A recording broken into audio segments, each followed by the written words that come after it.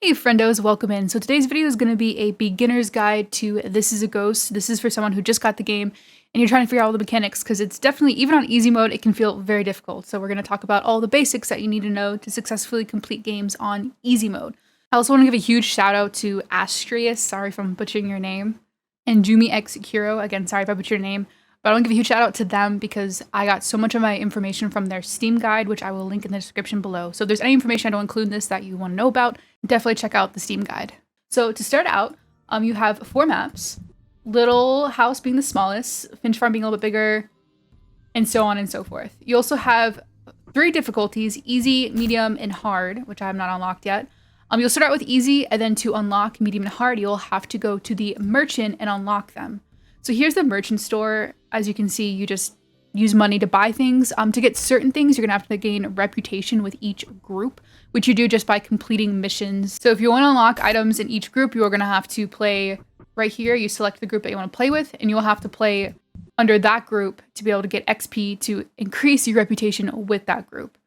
You can also unlock new ghosts in the merchant store, which actually the more ghosts you have unlocked, the more XP you can get per game, for I think a multiplier of 1.5 additional XP for all ghosts, all 15 ghosts unlocked.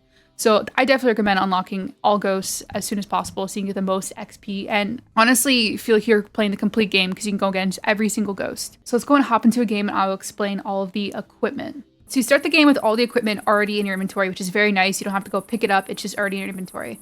The first item we're going to go through is the picture camera. You hit P to pull it out. The keybinds are very weird, so definitely I'd recommend going into your settings and looking at what they all are. I personally haven't rebound any yet, but that might be a good option because they're very weird keybinds. So pull your camera is P. Oh, okay. So you can take pictures of things like the ghost. That's just like a ghost apparition. So for the ghost photo, you want to get like right inside the ghost and take a picture. As you can see, you have the photos here. You have 1 star, 2 star, 3 star. My recommendation is to get as close as possible to whatever you're taking a picture of to get the most money for it. You can take pictures of things like fingerprints, footsteps, the cursed object, blood, the ghost's name, when the ghost was born. And you actually can go here and go to your collections and see all the pictures you've unlocked. As you see, I have not unlocked everything. There's still a lot of other pictures I have to take pictures of. But you can only take a picture of one thing per game. So you can only take a picture of the blood once, you can only take a picture of the fingerprints once, and so on and so forth. If you hit 3, you pull out your pistol. This is just kind of like a defense thing. This doesn't do the most damage to the ghost, but... Okay, so I'm going to stop for a second and talk about what we just saw right there. So that is a behavior-specific event that we just saw. So the kind of ghost that can do that is going to be a residual ghost. A residual ghost will manifest kind of looking like the L.S.S. ghost evidence. Okay, so as you can see, I pulled out my pistol and I was able to shoot the ghost. It does a little bit of damage to them, but it can be a way to do a little bit of damage early game before you know what kind of ghost you're going against and what kind of ammo you have to craft, which we'll get into later. As you can see, the ghost already did this on the wall. This is writing. This is a piece of evidence to actually like mark it and be able to take a picture of it. You want to hit right click on it. As you can see, it says writing. It's evidence, and you can also take a picture of it. Sorry, I was going to go through all the equipment, but we have this ghost doing so many things. So it just wrote again. You cannot take a picture of that again. As you can see on the wall right here, you have blood, which you right-click on that to record it, and then you can take a picture of it. Left-click is the picture, to take the picture, and then right-click is to actually record it. Things like blood and writing, you have to right-click on to record them before you can take a picture. But things like fingerprints, which we don't have, you do not have to right-click on those to be able to take a picture of it. Okay, so we've gone through the pistol. K is going to be your shield. So you just hit K. If you move at all, your shield goes away. But you can also shoot inside your shield. So if you're nervous, the ghost is going to attack you. You can pull out your shield. But the second you move, like this, your shield goes away. So don't move whenever you use your shield. But you only have one of those. Okay, calm down there, friendo. Holy moly, this ghost is so active. Okay, 5 is going to be your laser gun. Another defense mechanism. By far, the best thing to actually kill the ghost is going to be your shotgun with crafted ammo.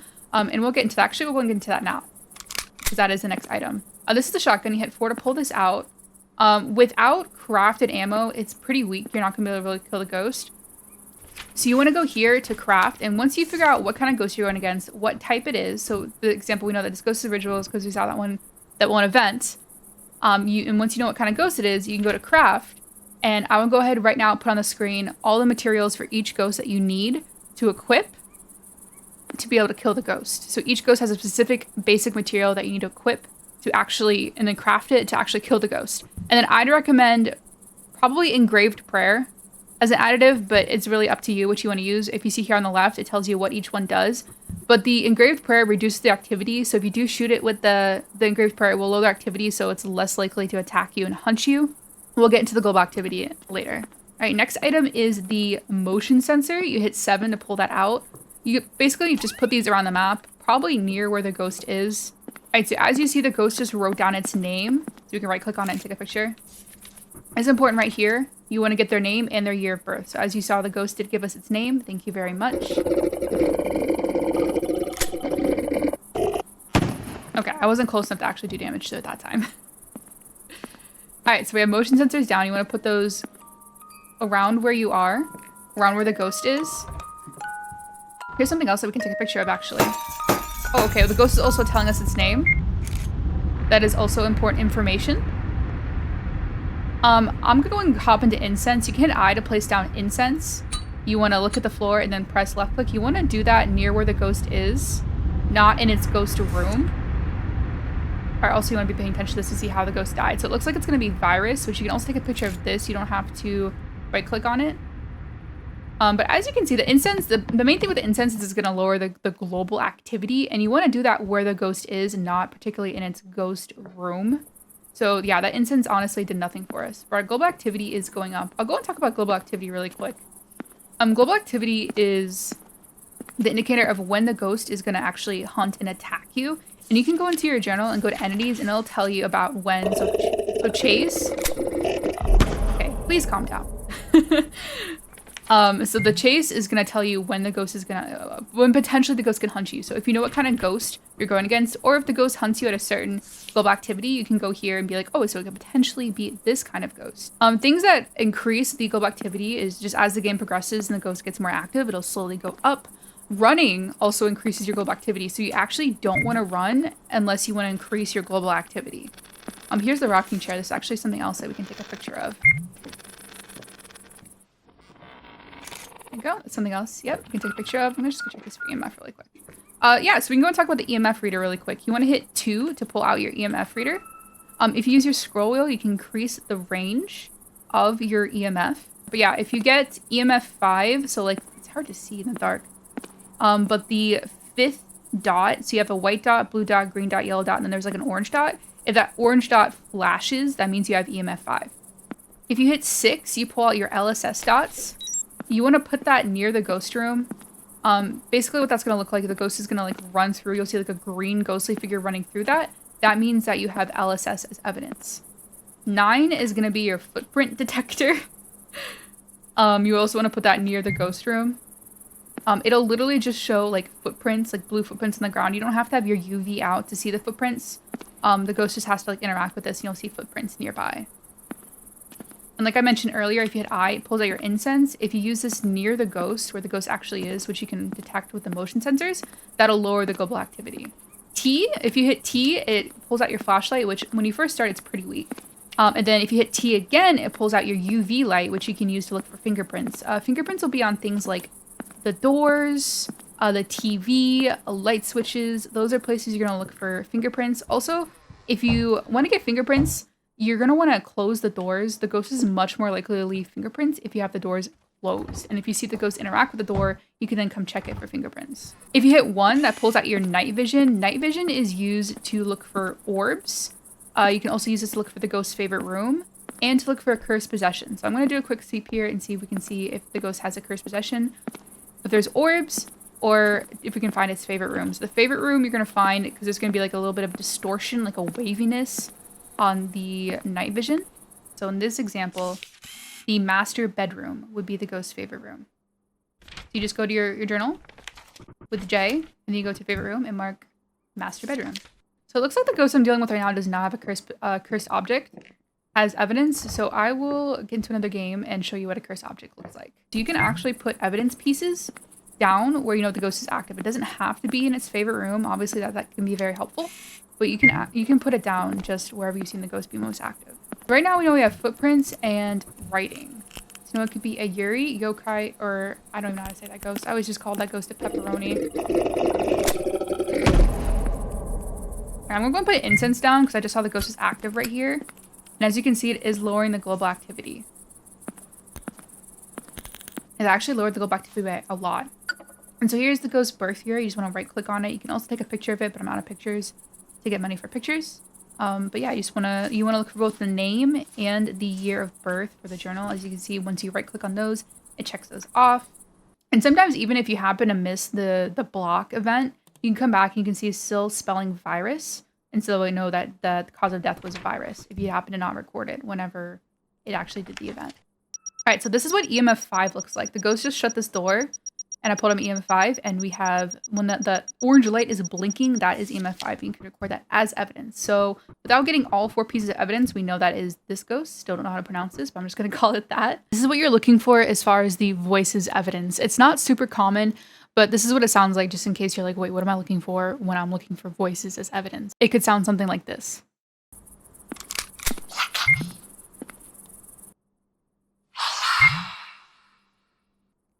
So one way to find the ghost's favorite room is if you see the orb. This is what the orb looks like. The orb will typically be in or near the ghost's favorite room. Your quests are also another great way to make money and XP. They're very self-explanatory. If they say group next to them, that means anybody in the group can do them, and the objective will get completed. But if it does not say that, that means you have to do that objective yourself. Let's go ahead and go over behaviors real quick.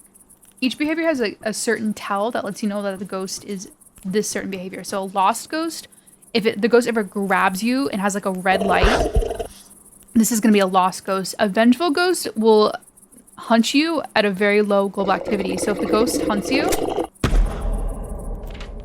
hunts you a lot earlier than it should, like when you're at very low global activity, this is going to be a vengeful ghost.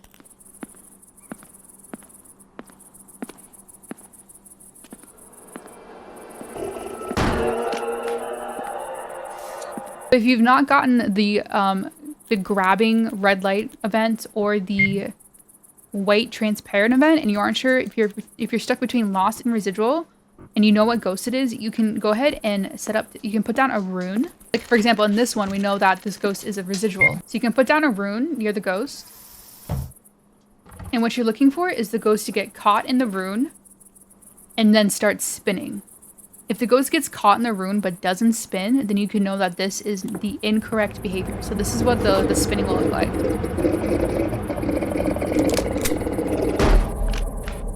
Let me go and show you what it looks like when you have the incorrect rune. Ghosts can also sometimes ignore runes. So if they just kind of run through it and it just disappears, that doesn't mean you have the wrong rune. It just means that it chose to ignore the rune. They don't always do this, but they can sometimes. And so this is what it looks like when the rune's wrong. You see how the ghost just kind of stands there? That means the rune's incorrect. So if you're stuck between lost and residual and the ghost does that, and you say you have lost, then you know to switch to residual. Runes do damage the longer the ghost is in them, so I definitely recommend letting the ghost sit in the rune for like 2 to 3 seconds before you shoot it. The rune's also a great time to try to get a picture of the ghost while it's trapped, and then again, also a great time to shoot the ghost and do damage to it. To kill the ghost or exercise the ghost, you have to do enough damage to it to get the global activity down to 0. You see like a puff of white glitter.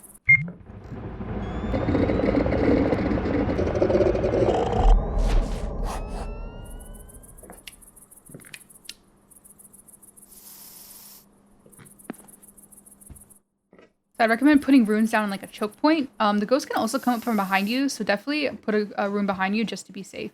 You can also stack runes on top of each other.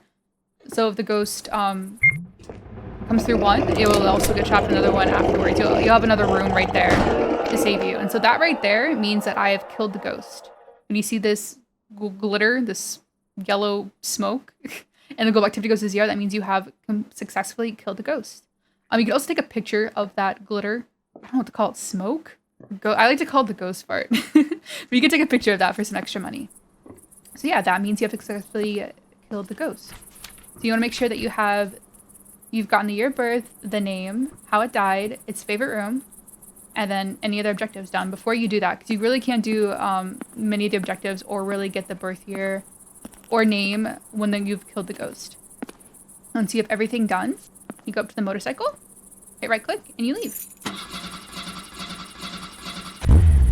And so if you get all... That was a speed run? I did that in 26 minutes, that's awful. So if you get all 3-star pictures, every information, the ghost right, the ghost behavior right, all your objectives, you'll get a perfect game. And as you can see, I have a 1.5 times multiplier because I have all the ghosts unlocked. And you'll also get XP to level up. And that's all the information that I have for you guys. If you have any questions, feel free to comment down below. I will try to answer them as best as I can. Otherwise, I hope you found the guide helpful. If you liked it, drop it a like. If you love it, drop me a sub. Otherwise, good luck ghost hunting, and I will see you in the next one.